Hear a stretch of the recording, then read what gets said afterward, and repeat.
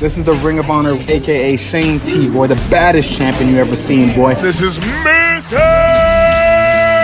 Anderson. This is good old JR Jim Ross, and you are listening. You're listening to Knockouts and 3 Counts. Cover! We got us a new world champion! That might be one of the craziest knockouts I've ever seen in my life. Knockouts and 3 Counts is the podcast, baby! It's the real deal, baby! Knockouts and 3 Counts starts now. Ooh, what up, though? It is another Tuesday. This is Knockouts and 3 Counts, and man, we got a busy-ass week, but we'll get to that too. But we've got the return of the brothers Gutierrez. We've got Mando and Miguel coming through off a big win in APFC, and then you had your big win in Japan, and you got big news that we got to talk about as well. So before we get into any of that stuff, I guess that's as good a place as any. Mando, it's been a minute. Appreciate y'all coming back through. Talk to me about what's new in your world. Talk to me about Japan, dude. Dude, Japan was awesome. It was a fucking trip, man. So I got linked up with Kaya Sakura because of one of my homies, Billy Bigelow, who's his head coach. And he pretty much was like, hey, we could use the grappling work. If you want to come out, we'll fly you out to Thailand. We'll get work in. And we did, and we got good work in. So then they shipped me out to Japan with them too, just to get them ready for the Pantoja fight. And I was out there for a month at each place, and it was a unbelievable experience, you know, something I'll carry with me for the rest of my life. So yeah, I'm super glad that I was able to do that, go out there and fight, get to watch some wrestling, get to watch some MMA, like just get to live a whole different culture, whole different lifestyle. So it was dope. I seen the smile light up just when you were talking about it. Talk to me about some of them culture shocks and like the things that you experienced while you were over there. Bro, it's such a disciplined place. Like it's hard to explain. It's so pleasant. Like everything is so clean. Everybody's super respectful. Everyone follows all the rules. There's like everybody's really like nobody really talks too like loud or anything like that. Everyone's just really respectful and minds their own business, but they're all very nice. They're not people of many words, but they are very respectful and very cool and very accommodating. So it was just a really eye-opening experience, and it was just super fun to be there. How did that did that change much for you as far as the lead up to it, or was it something to like where you had to go out there for a while beforehand so you can like get used to like time difference or anything, or like training differences, or like did it change anything fight week? It changed everything. Literally, their training style over there is very, very different to what I'm used to here. And it was that part of like the aspect of being in Japan that was more of a culture shock than the culture shock itself. Also, you can't find a cheat meal out there. Even if like when I had permission to have a cheat meal, you can't find it, dude. Everything is clean. Like to them, a cookie is like a piece of bread with like some dark chocolate in there, you know? So I definitely got my weight down a little earlier than normal. So it was a super efficient and easy cut, but for good reason, you know, it worked out well, and I had a tough fight ahead of me. So it was good that I got that weight off early and I was in such good shape. Hell yeah. Miguel, my man, I watched your work the other week. I was talking with your brother about it. I'm still bummed about what happened to past guest of the show, Cody Lynn. Still ride with Cody Lynn on that one. But my man, you keep seeming to make yourself a footprint over there at APFC, man. They keep bringing all these big names in there, watching you guys fight. And what the hell is it about your fights that you just are like allergic to not having a fight that doesn't act like a war at some point? Because like, I swear, between your first fight, which I commentated, which you got dropped like 5 fucking times and still choked the guy, and then this time, like, you know, I feel like you're just allergic to not having an exciting fight, which is a good thing, but we gotta work on you taking damage, my man. So with APFC, it's the shit. Like, you know, I like exciting fights. I don't want to go out there and just kill time, run around doing shit that don't need to be done out there. I mean, a fight's a fight, and like, I don't know. I just really didn't see it going past the first round this time. Like, I don't know how it was gonna go. I just knew I was gonna go out there and it was gonna be quick. Like, this guy, like when I was getting ready for his fights, like it made me feel like it made me feel something I hadn't felt in a long time. Like watching his fight, I was like genuinely like worried. Like, I was like, this guy he's pretty good. But I went out there and like, I just like when I fight, I turn into a different person. I walk out, song comes on, and it's just like all the worries are gone. Like the fight happens either way. The fight has already happened somewhere on the timeline. The fight's already happened. So the outcome is the same no matter what. What's meant to happen is supposed to happen. So I just got to do whatever I got to do to get ready for that. And it's like the plan for this one. I was gonna go out there and just strike with the guy and then get to the takedown. And that's how it was going. I went out there and I cracked him. But bang, he cracked me right back. And like, it hits a switch in you. Like, it's muscle memory. Like I can't really think too much while I'm out there. Everything always just happens. And like before I knew it, the fucking ref was pulling me off him and just telling me to like, he's done. The fight's over. And I was like, oh shit, fight's over.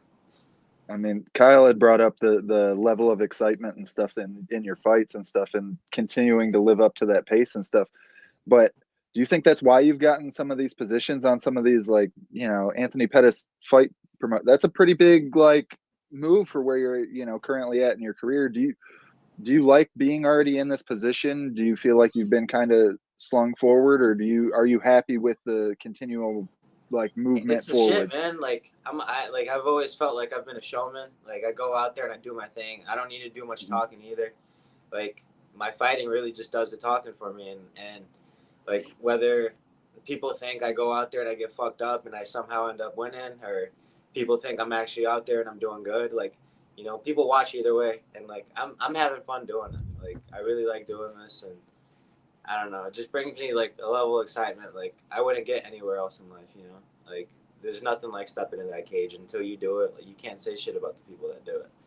But being on APFC, like it's sick. Like it's a bigger show than most amateurs are used to be like fighting on. Like this past show, it was at the Potawatomi Casino, which is like one of the biggest casinos in Wisconsin. And like just pulling into the place, get into the parking garage, I'm like, wow, dude, this place is fucking huge. But like I think back and like I've been here before. Like I've fought in big arenas before. This is my third APFC fight. I'm already looking on fighting my fourth APFC fight in June, and like it's just cool. It's sick. Like it's something other 21-year-olds don't get to do very often. Like facts.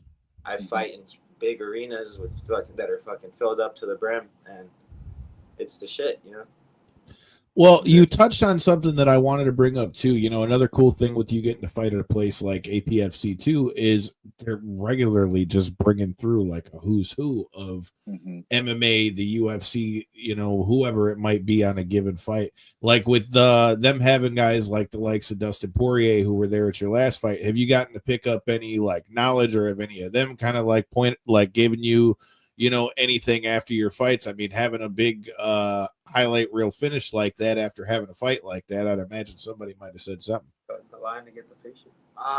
For me, like the big names, they don't really do that much for me. Like it's cool like getting to meet these guys that I've like seen on TV before, but that feeling of like being starstruck, it went away a long time ago. Like yeah, I don't mean like starstruck in a sense. I'm saying like when you have a performance like you did and they're watching your fight, have you gotten to pick up like any nuggets off them? Have they given you any like, yo, I like the way you did XYZ the third in the cage like that? Nah, nothing like that. I mean, to me, to them, I'm just like a pebble on their shoe, Like they're up there getting paid to do something. Like they're doing meet and greets and stuff, and like I'm just an amateur fighter on the card. But I definitely have been able to meet some really like big fighters that have given me like cool insight.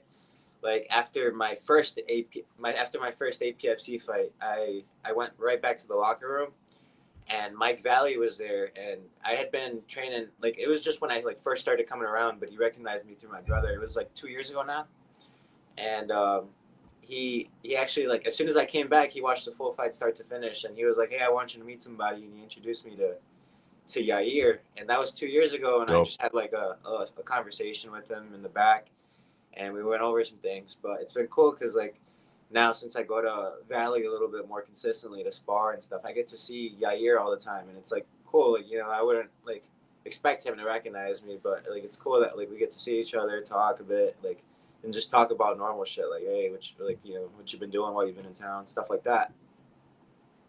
Hell yeah, man. Like I said, stuff like that's the invaluable stuff, especially rubbing shoulders with guys like that. That makes you know that you're, in the right company. Mando, that being said, man, before we get to PFL and what you've got coming up here with the world tournament and all that stuff, man, I got to know what happened with the fight that you were supposed to have with Andre Ewell, because you're not the only guy I know who was supposed to be on that card. Like, I heard a lot of things about that card. How did we go from that fight to getting over to PFL? So the whole promotion was actually my manager's promotion, and he was, showing me love with the tough matchup, prime time in Vegas, doing the whole thing, and they just so happened to give, like, the opportunity showed up around a Tuesday, Wednesday on the week before fight week, like right around this time for my fight next week. And they were like, would you do it? And I said, sure, let's do it. And it was one of those let go, let God type of things, right? I was like, hopefully, if it works out, great. If it doesn't, it is what it is. It wasn't meant to happen. So I just go on about my training. I'm getting ready either way.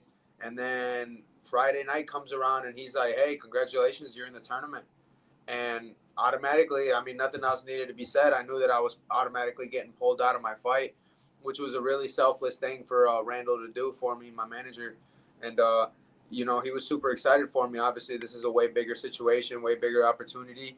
And I got to go out there and get this bag, man. He didn't want to stand in the way of that. So, unfortunately, I couldn't fight Andre. If I see him ever, whether it's in the street or in a cage, I owe him a scrap. I'm a man of my word. If I sign my name, we got to do it, I reached out to him and everything, and I let him know. I'm like, listen, bro, I'm a man of my word. Like, I've never been one to say, like, I don't deny anybody a fade. Like, if we're gonna do it, we're gonna do it. And like, this is just a big opportunity, and I hope that you can accept that. Like, it is what it is, because I know that he's been through the same thing I've been through. Like, I've done 8 fight camps for 2 fights in the last 2 years, and he's been on that exact same trajectory. See, he's had to resort to fighting in karate combat or doing boxing fights because nobody wants to fight him. And so the fight didn't work out.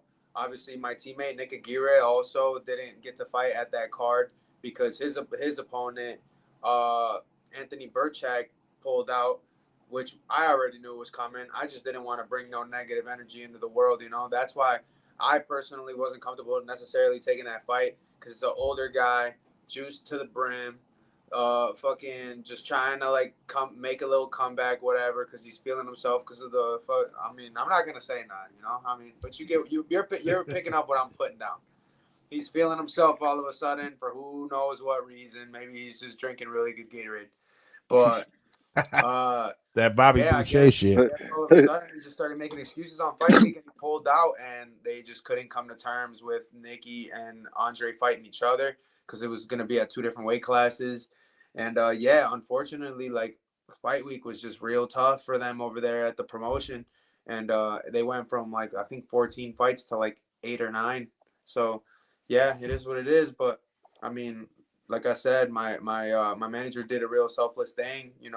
He plugged me into that tournament knowing it would mean he would lose one of his main fights. And we're looking at that now.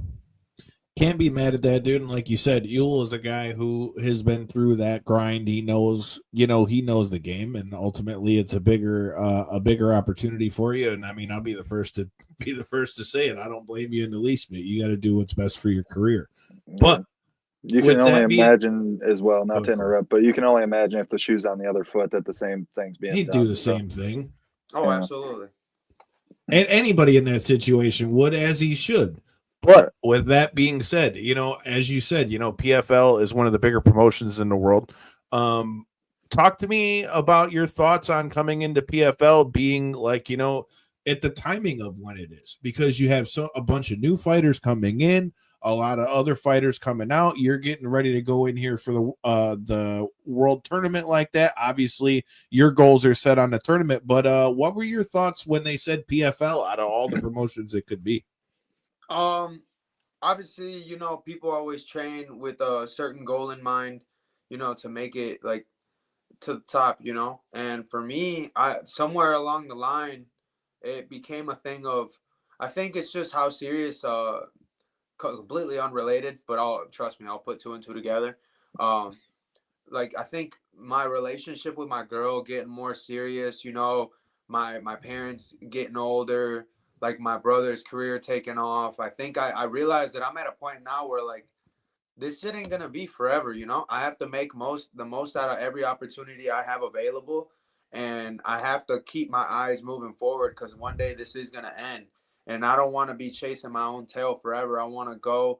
I'm a prize fighter, you know. I'm a real prize fighter. Like I'm a fight for the biggest amount of money I can possibly fight for, and this was a huge opportunity. And I'm every single time I've had an opportunity to, I bet on myself, and I'm gonna do it again. I'm going to bet on myself. I'm going to go in there and I'm going to win this tournament. So the second that they mentioned it, I mean, it was really, you know, I talked about it with Miguel. I talked about it with Junior and both of my brothers.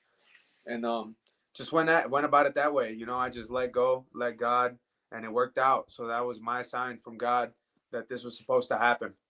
And I'm going to go out there and I'm going to run it up, you know. I mean, plus at the end of the day, you go in there and win this tournament, it only makes your stock rise. I mean, how many guys we just seen? What's his name? Henry DeRitter, the champion. He was the double champ over there and won championship. Yeah. You know, raise your stock over there and won championship. You know, your contract goes out, whatever the case might be. You know, then who knows? UFC, whatever it might be, opens its doors. But like you said, you're on one of the biggest platforms in the world. Miguel, for you, man, like, you know, you're getting to do all this training and you're seeing him, you know, start to make these moves, whether it be what we've already seen with him being on the Ultimate Fighter or going to do PFL. How much does that help you as far as giving you like drive as you come up, like you said, through APFC, getting to train alongside each other? Talk to me a little bit about your guys' training, because I know you guys have been getting a lot of work in a lot of spots. Well, the work is dude, the work is crazy. Like we get to work with some really high level guys. One of our main guys is Nick Gutierrez. He didn't get to fight Burchak the other day, but he was really gonna put a bean on him. And you know that guy, he's just a crazy grappler that we have in the gym, and like it's just one of many names on the list. And like seeing what Mando is able to do, like it's always been cool. Like it's always like I was literally in 8th grade when Mando took his first fight. Like going to watch his first fight over in Grand Rapids and then coming back to high school the next Monday, like everybody's like, yo, like we saw your brother, all that shit. Like it's been real since the very beginning, you know? And like now it's always been serious. It's always been serious ever since he turned pro, getting on LFA, moving on to Contender Series, moving on to Tough.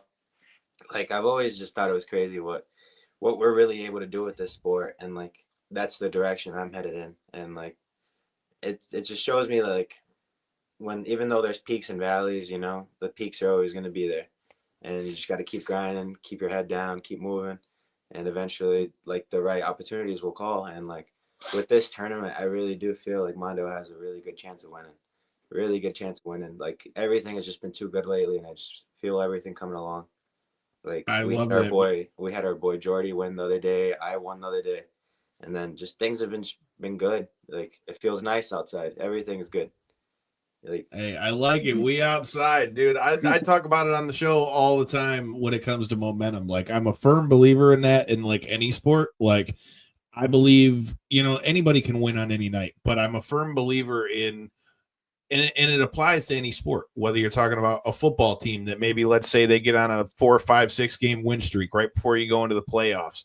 But they got that momentum because they're just winning. Or like you said, being in a fight camp situation where you got multiple guys who are going out, you're all getting dubs, you're all, you know, raising your level as you go up, you know, you're going and fighting in these different promotions and you having that momentum, man. I'm a firm believer. I've always said it. I've been around fighting now for I've been around fighting for 20 years at this point. And that's one thing that don't get me wrong, skill ultimately is what pays the bills. But I'm a firm believer in if you can get yourself on a roll and you keep doing you keep picking that momentum, it's like the snowball you see going down the hill. You know, yeah, you might have a guy that might be able to just blow that shit up, but if you get caught up under all that snow, man, you're going to get rolled over like everybody else. And I think that good momentum and that good vibe that you guys are talking about is going to serve both of you well. Well, with that said, dude, as far as APFC, man, you know, is there anybody there? You know, I've been watching a lot of their fights, man. They put on a really good a really good presentation, especially getting to be on UFC Fight Pass and all that stuff too. You know, with your big win the other day, do you got anybody that you'd like to fight, or is it just next man up? Just next man up. That's the way it goes. I mean, there's no shortage of competition here at the amateur level. Like, this sport really has been growing a lot since, like, from when Mando got started to like now. Like, there's just the level of competition has gone way up, and then the amount of fighters has gone way up.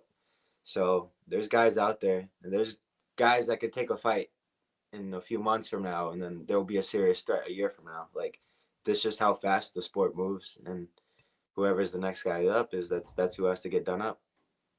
Hell yeah.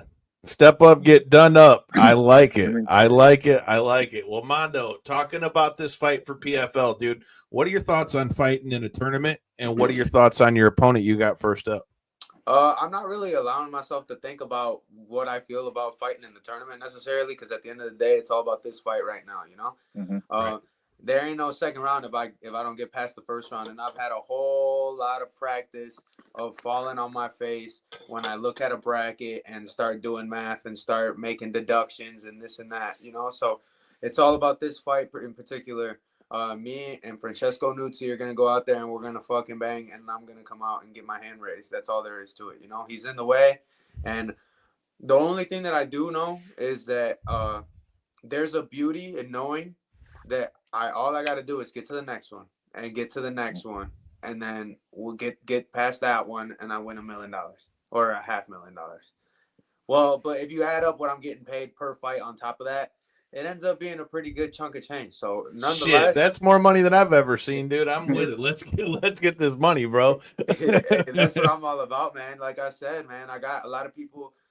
Nobody's putting pressure on me, but I know that a lot of people depend on this. Not necessarily depend on it, but a lot of people are riding on this. You know, I'm putting that on myself. Like, this is life-changing money that can help me do a lot of things that I need to do, that I've set out to do since I was little, and that's what I want, you know?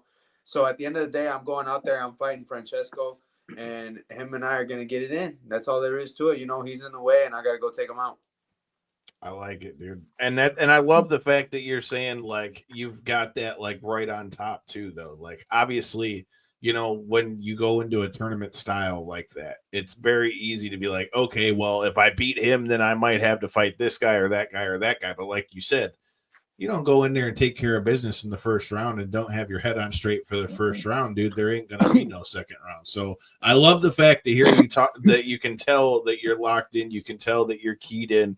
You know, you can tell that you know what time it is and what's at stake. I'm with that. Let's get the bag. I need to put some money on this shit and make some money my damn self. I'm with it, dude. But like I said, I think this is perfect timing for you too, because getting that win in Japan and then letting this be the next fight out of that, you know, like now getting to fight back in the States, like, you know, like you said, you know, Japan was such a different culture than what you're used to fighting in here. You know, as you get ready for this fight and ready for the tournament, I mentioned it a little bit earlier with Miguel, but all the different places you're getting to train, man. Like, you know, we know that you still got your feet with Mercy. I know you're training out there with Valley Flow and all that stuff. What does camp look like for you for this tournament? And how are you going to be doing coaches wise headed into this fight? Everybody knows, you know, I've been splitting my time, you know, perfectly down the center, half and half my sessions at Valley Flow, half my sessions at Mercy. But I've said it before and I'll say it again. You know, I started with Joaquin and I'm ending this with Joaquin. No matter what, I couldn't not have him by my side. None of this would have happened if he didn't take me in from the very beginning. So I owe that to him forever. And not only is it that I owe him, I want him there. You know, he's it's like a comfort thing for me, you know, like I've been with him from the beginning and he's always shown that he has my best interest in mind. He's always shown that he's going to ride with me no matter what. So of course he's going to be there, but also, you know, this game is all about the bodies.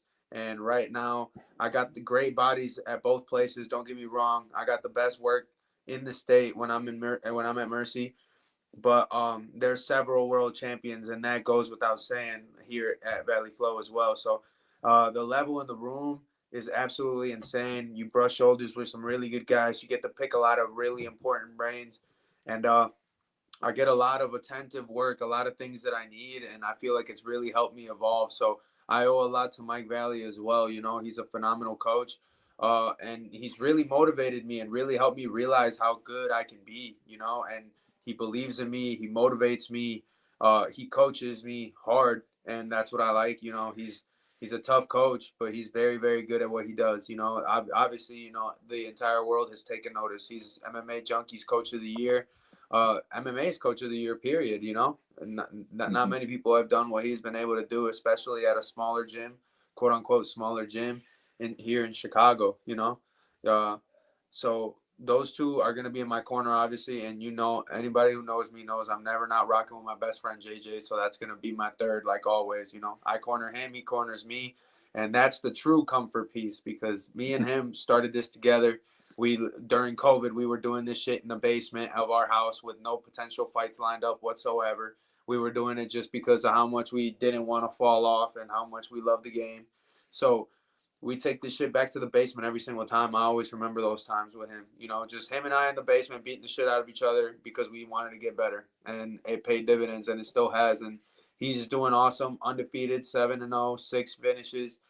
And then here I am, you know, stepping on one of the biggest platforms in the world. And we're taking this shit to the top, man. But I also want to shout out Doug Mango, Miguel's coach, his primary coach, because he's opened his door to me just like he opens his door to several high-level guys that always want to come in and work with us, you know. We get to work with, we bring in Jordi Maya, who just won this past week. A good friend of mine from Mexico. We bring in Nick Aguirre. We bring in Cody Lynn, as you guys know. So we definitely get good work in over there, and he always makes sure that I'm taken care of. You know, he makes sure on Mondays we get hard, detailed work in, detailed rounds, detailed rolls. On Tuesdays we get hard boxing, sparring, and he makes sure I get what I need. And I owe a lot to him as well, because he's not my he's not my coach, and he's never tried to be. He just tries to be. He's just a good person. He supports me, he motivates me, and he's just a breath of fresh air, man, because he's one of those dudes that he's done it all. He's coached several world champions, and he doesn't have to do that shit. You know, he's already done it. He's not looking for anything from me because he's already done it. It's nothing new to him. So it's cool for him to, you know, show me so much love and welcome me and have open doors for me. It's cool, you know. So I love repping him. I love working with him. So I feel like right now I have the perfect situation, you know, half the week and half the week, and shit's good, man. But I feel better than ever. Yeah, I mean, at the end of the day, a fight's a fight, right? But when the game's evolved as much as it has, like Miguel was talking about just a little while ago, with all the new influx of talent and stuff like that, and just the constant like evolution of the game and stuff, when you have this many analytic minds that you can kind of look at your game from a different perspective, it's got to just help grow, you know, your career. At least I would imagine. Oh, absolutely. I'm blessed, man. I'm blessed that all these people have shown so much interest in me and my brother. And you know, we get to go to these places. We're welcome there. We get hard, good work in, and the biggest thing is we're well respected, and we're well respected not because of what we do in the cage, but because of what we do in the gym. You know, we work hard, we show up, we don't fuck around, and people take notice of that. You know, I mean, you're not getting no free rounds with us. You're not getting no slack off rounds with us. Like, we're working everywhere we go, and that goes without saying. It pays dividends anywhere you go. Yeah, like, you step on any mat and they know that. I mean, I'm really working and I'm really trying. So if you want a hard round, I'm your guy. You know. Yeah, and with this world, he's being a little modest with it, but every time he gets to go to Valley, like, my biggest concern when he got into fighting was I didn't want it to be like wrestling where everybody wanted to compare him to me, but that stigma quickly went away when people saw our different fighting styles, and like, no one, like, you can't even speak us in the same sentence most of the time, you know, just by the way we do things, which is awesome for me. But what's really cool for me is when he's not there, when people speak on him, when he's not around me. Like, when I'm at Valley, they'll ask me about my brother, or like, it's become a common thing to people to be like, oh my dude, I can't believe how good your brother is. Like, he's so fucking good and he's so young, and it's crazy what he can do. Like, I can't wait to see him put it together in the cage, you know, things like that. I hear that all the time. And it goes without saying, like I said, when he's at Valley Flow, or when he comes to Michigan, whatever it is, like, it's always open invite, and every time he goes, he's getting real work. He's working with the best guys, and you around here, you got to take that shit as a compliment because no one wants to waste a round. You know, there's only so many rounds in a practice, especially on a sparring day. You're only getting 5, sometimes not even that. If you have a fight coming up, you're only doing your 3 hard. So the fact that he's getting asked to do so many rounds on instances, even getting put in the cage to watch a coach's round. That's a big deal, you know, getting put in there for a guy that's in a fight camp. That takes a lot of trust and that takes a lot of respect, knowing that they're going to give him good work. So it's cool to see. Hell yeah. Love to see that shit. And that it only goes on to what we were talking about with fight camps and all those things, dude. I am looking forward to seeing what goes down with this PFL tournament. But I got a few other fight questions we got to talk about before we get out of here. But I'm going to take it off the fight game for a quick minute since we've already talked about and by the name in your guys' box over there. I thought Jeff Hardy was going to jump in my Zoom box again. TNA, we can make that happen whenever you want.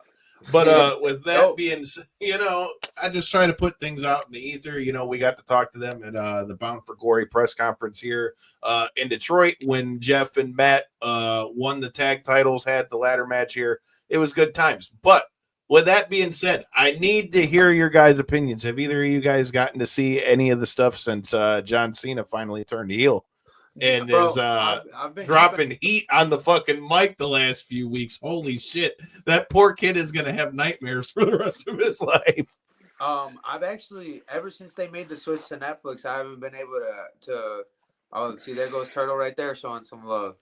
Shout out to him on a big dub. You'll hear me on the commentary on that real soon.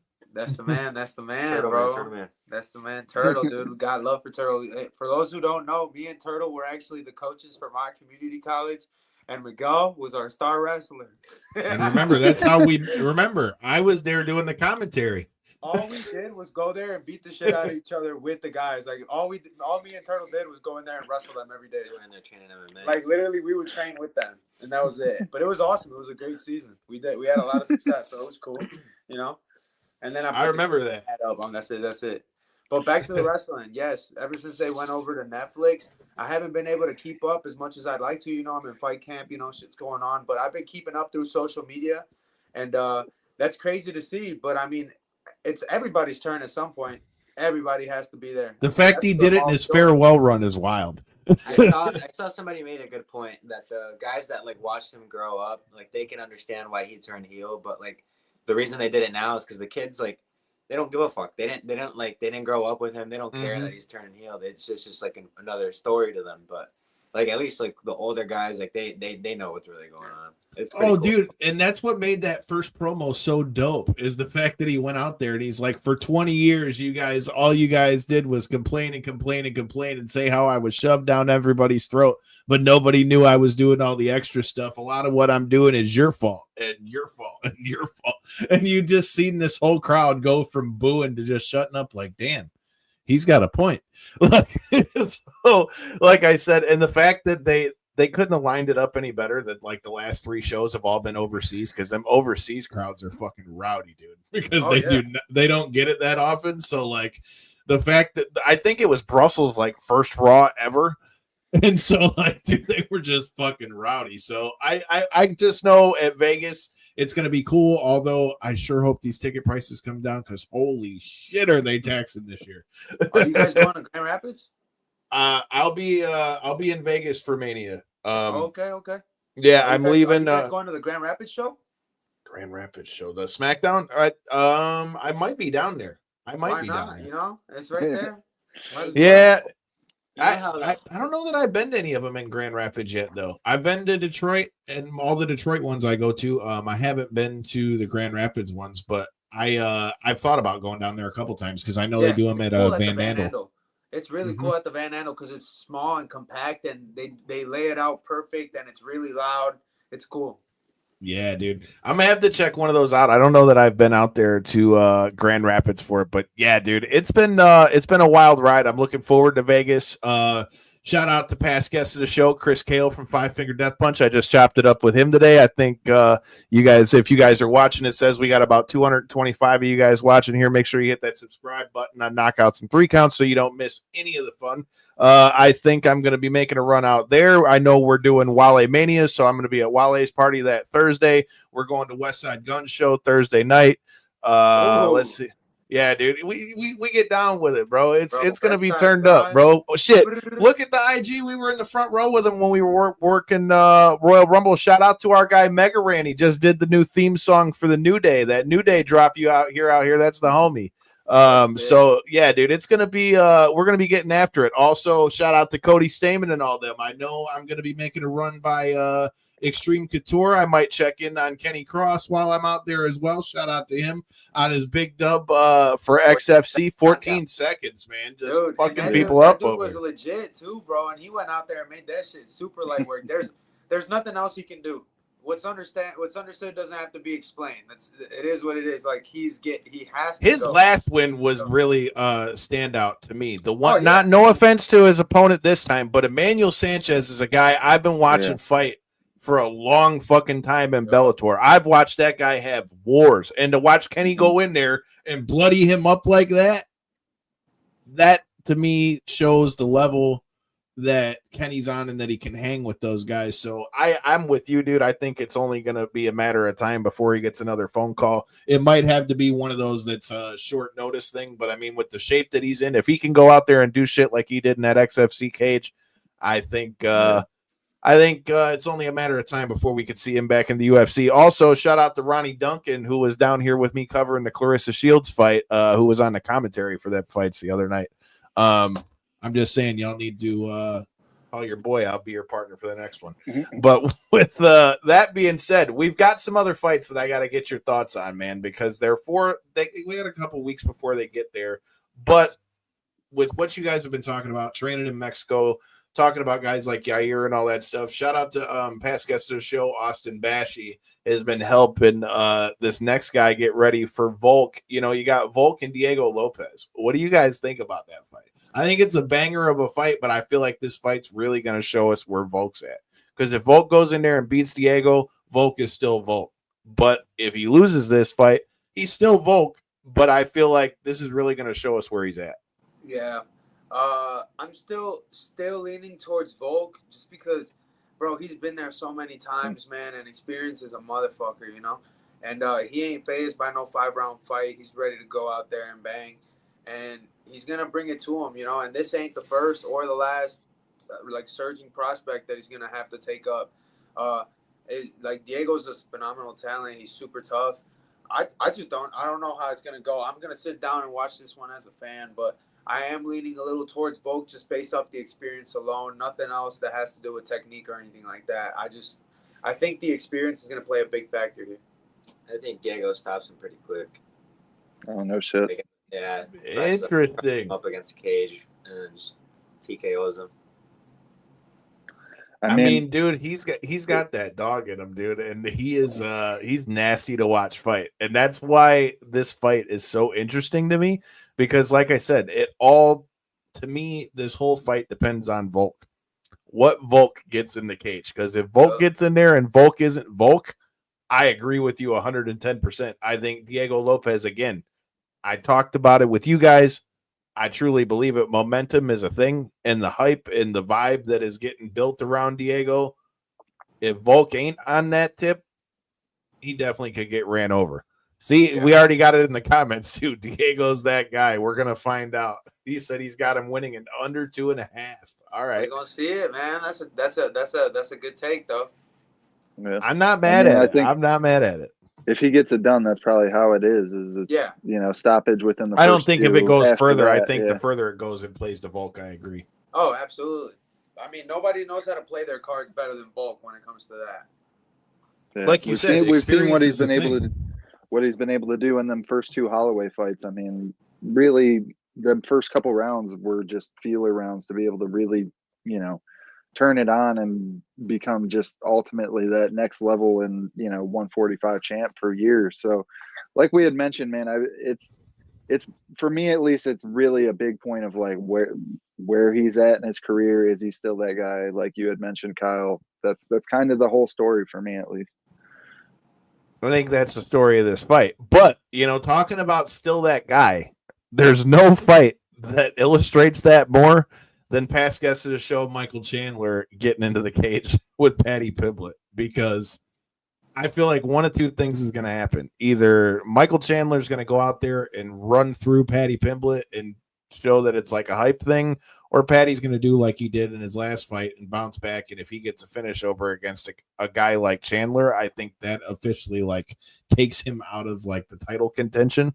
You know what I mean? So like, again, I feel like it's like a crossroads fight, but it's a fucking interesting matchup. What do you guys think? I feel like Chandler's going to maul Paddy Pimblett, and then Paddy's going to win by a sub. Like, he's going to get fucked up and then throw up a sub and get it. Yep. I could see that. Michael Chandler is just pretty. He doesn't fight the smartest. Yeah. What's fucking crazy is he's got such good wrestling, bro. Yeah, if he fought how he could fight, he would win easily, but he just cannot have. Like I said with you, hot damn it, it's like the pot calling the kettle black. Y'all motherfuckers can't have a boring fight. That's the problem.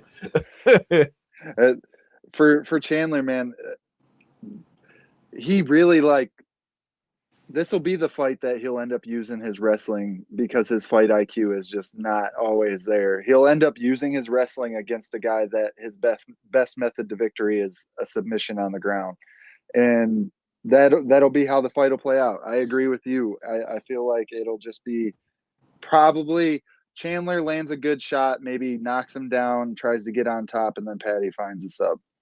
I mean, I'm not hating on Paddy, dude, but I hope, and especially since he's a past guest of the show, hot damn it, you guys know how I roll. I'm rolling Chandler. Let's go, Chandler. Damn it. The way he ran through Bobby Green though really showed me a lot, because Bobby Green's not one of those guys that gets thrown in submissions very easily. He's shown that throughout his whole career. I believe, if I'm not mistaken, that was his first ever sub in the UFC during that fight. So that being said, I mean, it's a dangerous threat down there for sure. Oh yeah, and we've seen what he's been able to do. He's no slouch. Don't take and like I said, and I think his last fight was a real good bounce back. Like I think that reminded everybody what Paddy's capable of doing. Plus, in the same way I talked about momentum, I do think we could see a different Paddy now that he's got kids. Like that could have gave him like a different motivation. Like I'm a firm believer in that too. Like when somebody's motivation changed, you could see something different out of somebody. But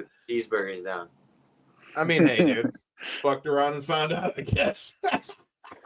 Dude, so with that said, the fight that I think we're gonna fuck around and find out, but I feel like this has got like fireworks on it and could be like some pro wrestling type shit, is Bryce Mitchell versus John Silva, dude. Who's gonna win this one?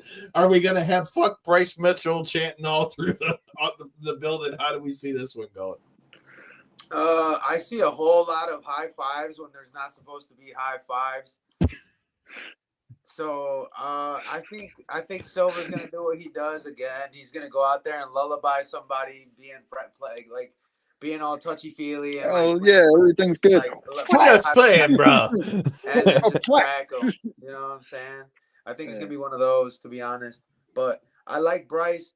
I think he could get him to the ground a few times, but Silva's proven that it's not going to be that simple. Look at what happened to Charles Jourdain when he tried to wrestle heavy. He ate some nasty shots and he took a lot of damage because of it. So I don't see it being that easy for Bryce. So the method to a victory it's not that clear cut for him. I agree, Miguel. You got any thoughts on that one, bro? To be honest, I'm not too familiar with Silva. I just seen that they're both fucking crazy. I know Bryce Mitchell's really good, and like, I don't know. Hopefully they pay him back for the Nazi comments. But that's pretty fucking funny. You're not wrong. I feel like no matter what he does now, that's gonna be like the first thing that everybody thinks of him about, and it's like, dude, he's a guy to have a beer with, isn't he? Right. Yeah. Give him a German beer. But with that being said, dude, matter of fact, you talk about some of the bodies you guys are getting to train with over there at Valley Flow. We've got Bilal's cousin and former Ring of Honor world champ, our guy Shane Taylor. Appreciate you sharing the stream out here, my guy. But with that being said, dude, I got one more curveball to throw to you. Now, I don't know if this one is full fact yet. I've been hearing rumors from a few different places, but I feel like it's fucking interesting, especially given the time period. Do you know that they're throwing? I've been hearing rumblings that there might be a Brock Lesnar fight in 2025 in the UFC. What? Yes, I just seen somebody tweeted it out earlier that he's been added back to the UFC. Well, it's roster April now. 1st today, remember? I mean, I'm just saying that would be interesting as fuck. Is all I'm saying would be. It funny. is April 1st. I know it is, and I think it's bullshit. That's why I said I just think it's funny with it being April Fool's Day, especially given the fact that he was supposed to be in WrestleMania and then that all fucking went down. I saw a funny. Bisping is gonna fight the Cage Warrior. I know, dude. That was funny as shit. I'm like, get the fuck out of here. You can't even see, dog. Bisping's pretty old, but he's not that old. Maybe he could do it. But he can't see no more, though. Like his eye, he says it all the time on commentary. I can't see shit out of this eye. Yeah, but I watch on his podcast all the time. He talks about because people will still call him out. He's like, fucking Karate Combat, give me a ring, So like, oh my God, dude. There was like this much of me that was like, when I first, because I seen the same post, I'm like, ain't no fucking I seen way. it too. And then I was like, it's Cage Warriors, even less of a way, like even less of a chance. But then, yeah, right. If he ever fights again, Dana White ain't never gonna let it not be for the UFC, man. That's why I had to bring it up just to see what y'all motherfuckers would say. But dude, we've kept y'all long enough. Mando, let everybody know where they can check out the fight, what you got coming, where they can check both of you guys out on social media, and you already know the deal. We already appreciate the time, and like I said, we'll catch you at some fights soon. Yes, sir. I fight April 11th for the PFL World Tournament. It's going to be round 1 is going to be streaming next Friday on ESPN Plus and ESPN2. So check me out, man. It's me, Francesco Nuzzi, and we're going to go crazy. So yeah, I mean, all developments obviously always go through my Instagram, El Toro Gutierrez. So check me out on there. And my boy right here, 71203. Yes, sir. 71203. Fight news coming soon. Gonna be for APFC again up in Wisconsin. Looking at June right now. Fuck yeah, you love to see it. I gotta get to one of these APFC cards, dude. You have to, bro. The Potawatomi this last time was bumping, bro. That was one of the coolest shows I've been to yet. I'm not gonna lie.